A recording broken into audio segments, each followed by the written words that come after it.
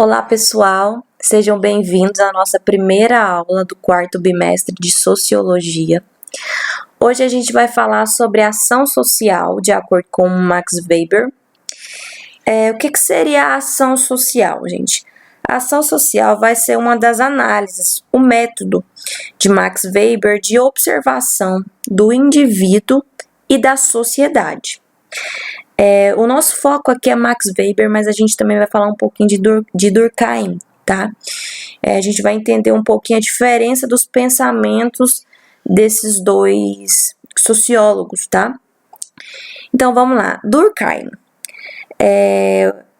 O que Durkheim acredita a respeito da sociedade? Ele acredita que a sociedade ela tem influência maior sobre o indivíduo, enquanto Marx acredita que o indivíduo é a unidade mínima de análise da sociedade. Marx vai dizer que o comportamento individual ele influencia a sociedade a ser como ela é. Ou seja, eu tenho um ato individual e essa minha atitude vai interferir na sociedade. Ele vai chamar esses indivíduos de atores sociais, por causa das ações que essas pessoas vão tendo dentro da sociedade, ok? Vamos lá, vamos para a definição. A ação social.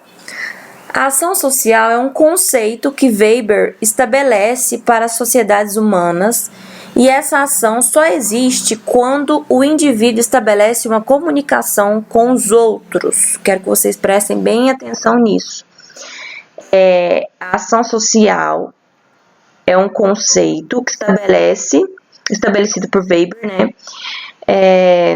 Onde a ação social ela só existe quando o indivíduo estabelece uma comunicação com os outros.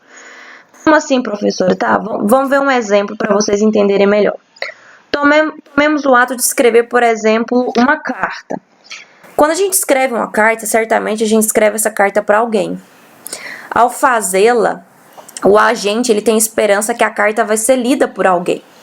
Sua ação só terá sentido, só será uma ação social, enquanto houver outra pessoa. Se houver outra pessoa para ler essa carta, então é uma ação social. No entanto, se esse indivíduo escreve uma poesia, se ele escreve algo em que ninguém vai ler, seria somente o ato de escrever algo na medida em que para trazer satisfação própria ou uma expressão da sensação do poeta. Isso não é uma ação social, tá? Então, a ação social ela tem que comunicar com os outros. Na visão de Weber, a função do sociólogo é compreender o sentido das ações sociais e fazê-lo é encontrar os nexos causais que os determinam. Assim, o objeto da sociologia é uma realidade infinita e para analisá-la é preciso construir tipos ideais que não existem de fato, mas que norteiam a referida análise. Vamos lá. Ação social. Gente, Weber ele dividiu as ações sociais em dois tipos, que são ações sociais irracionais e são as ações sociais racionais. E dentro desses dois tipos tem mais dois tipos dentro desses tipos. Nossa, ficou muito tipo aí, né, gente? Pois é. Então, vamos lá. Primeiro, a ação social irracional.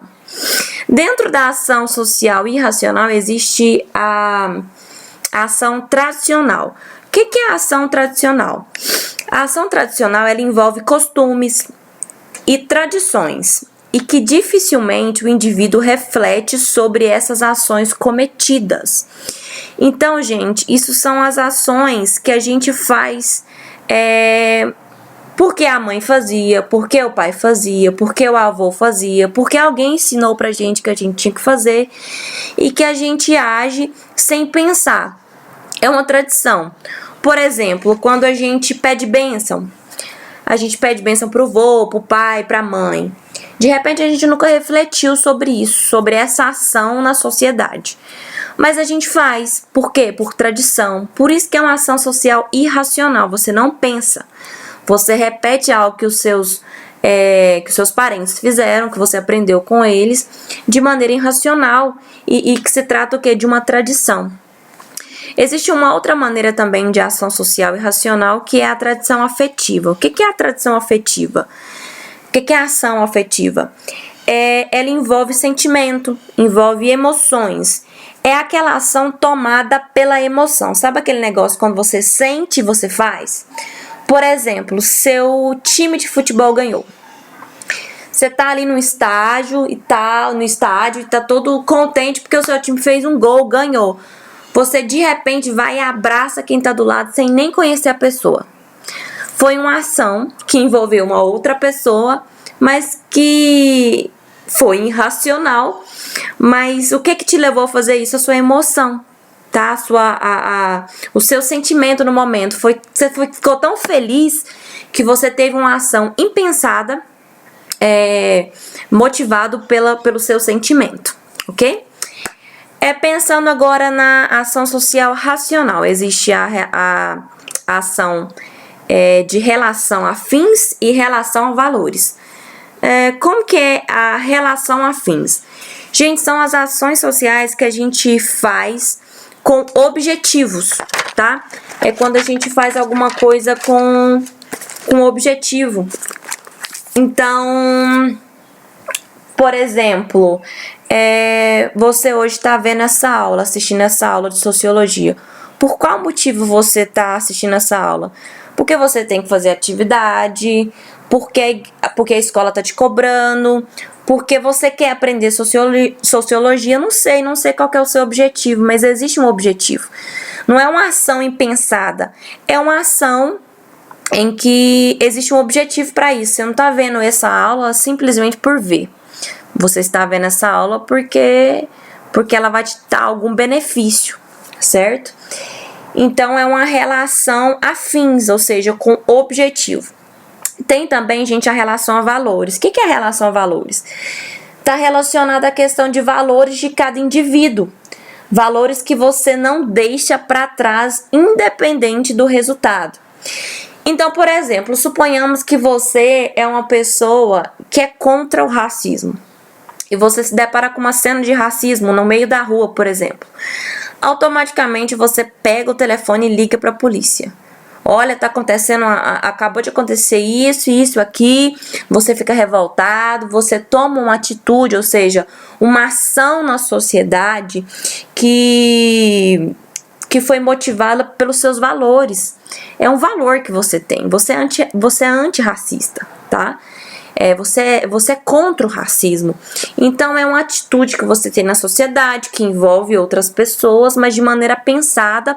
Por quê? Porque tem relação a valores que você carrega, ok?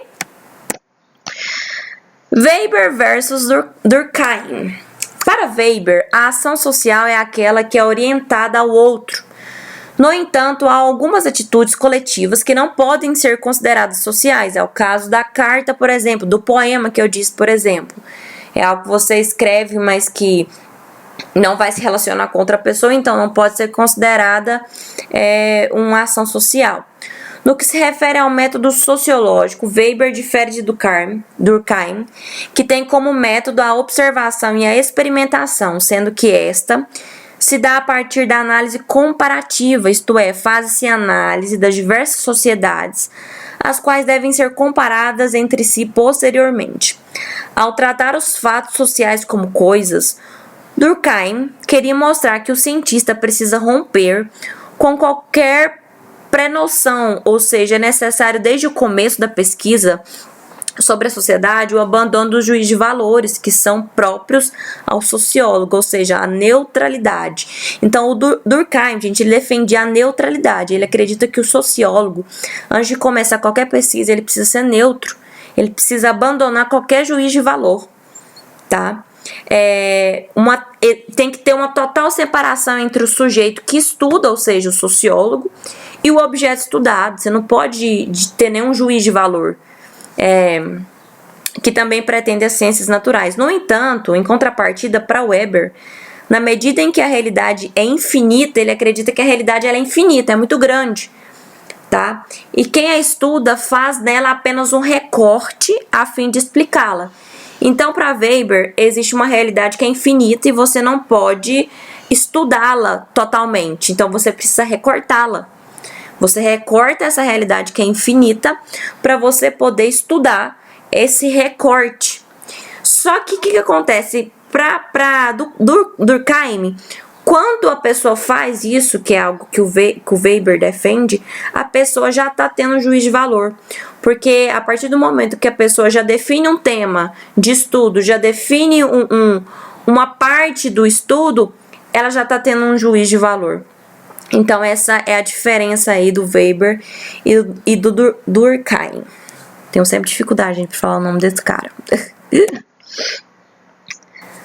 Compare-se Durkheim e Weber, agora do ponto de vista do objeto de estudo sociológico. O primeiro dirá que a sociologia deve estudar os fatos sociais que precisam ser gerais, exteriores e coercitivos, além de objetivos para essa ser chamada corretamente de ciência. Enquanto o segundo optará pelo estudo da ação social, que, como descrita acima, é dividida em tipologias. Ademais, diferentemente de Durkheim, Weber não se apoia nas ciências naturais a fim de construir seus métodos de análise e nem mesmo acredita ser possível encontrar leis gerais que expliquem a totalidade do mundo social. O seu interesse não é, portanto, descobrir regras universais para fenômenos sociais, mas quando rejeita as pesquisas que se resumem a uma mera descrição dos fatos, ele, por seu turno, caminha em busca de leis causais, as quais são suscetíveis de entendimento a partir da racionalidade científica. Então, ele volta para os fatos sociais e o outro volta para a ação social. A compreensão na teoria de Max Weber. O que é a compreensão?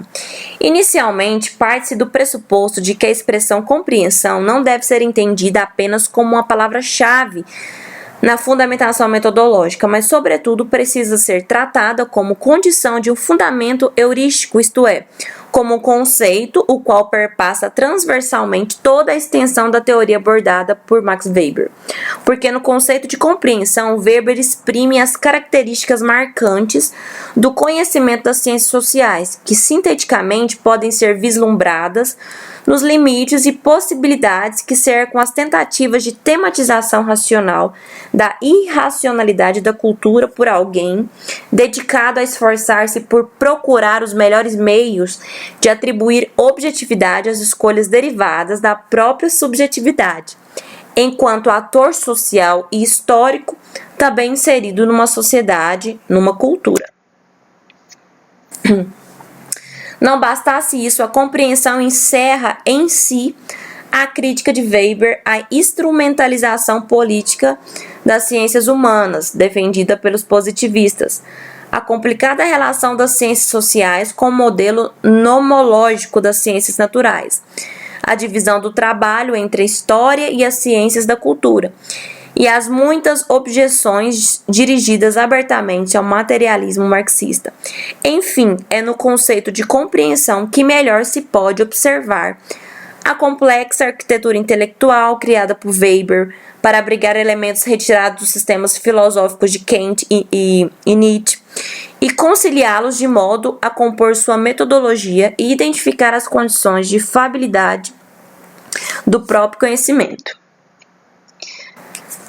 Para justificar esse enunciado, recorre-se às obras dedicadas por Weber a explicitar certas nuances do processo intelectual de constituição da epistemologia por ele empregada para definir e abordar o objeto a qual se constitui na criação dos tipos ideais, seguida da forma de apropriação e a delimitação do campo de conhecimento daquilo que ele mesmo definiria como ciências sociais, ciência da cultura ou ainda como sociologia. Definição de compreensão. Em conceitos básicos de sociologia, a compreensão encontra-se vinculada ao próprio objetivo da sociologia, que para Weber tem como meta a compreensão interpretativa da ação social. Então, eu vou interpretar as ações dos atores sociais na sociedade, de maneira a obter uma explicação de suas causas, de seu curso e de seus efeitos. A primeira definição de compreensão implica o esforço do cientista em interpretar, isso quer dizer, identificar as bases lógicas e inteligíveis com as quais um ator social constrói o raciocínio com ele mesmo e explica suas intenções na ação. Compreensão versus explicação. De pronto, ainda há que se notar a distinção entre compreensão e explicação. Aqui, essa parte aqui vai falar sobre a diferença de compreensão e explicação.